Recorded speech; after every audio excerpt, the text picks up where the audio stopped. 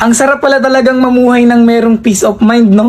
Yung tipong kahit anong marinig mo, kahit anong sabihin nila sa'yo, ay wala ka nang pakialam. Isa sa mga natutunan ko para magkaroon ng peace of mind sa sarili ko ay wag nang patulan yung mga bagay na hindi naman na dapat pinapatulan. Wag mo nang pansinin yung mga hindi naman dapat pansinin. Lalo na yung mga bagay na alam mong hindi naman makakatulong sa sarili mo kapag nagpaliwanag ka pa, kapag ipinaglaban mo pa, yung hindi naman na dapat pinaglalaban. Ikaw na nanonood, kung gusto mo ng peace of mind, sarili mo lang din ang makapagbibigay ng peace of mind. Sarili mo lang ang hindi na dapat papatol sa mga bagay na hindi na dapat patulan. Sarili mo lang yung makapagbibigay na hindi na dapat pansinin yung mga nagpapapansin. Deadmahin mo na lang yung nasa paligid mo. Di mo naman kailangan ng opinion ng iba at hindi mo kailangang magpa-apekto sa kanila. Dahil naniniwala pa rin ako na ikaw at ikaw lang din talaga ang makakatupad ng mga bagay na gusto mo. Maniwala ka sa sarili mo, sabayan mo ng paniniwala sa taas at huwag ka makinig sa mga negatibong komento ng ibang tao na hindi makakatulong sa'yo.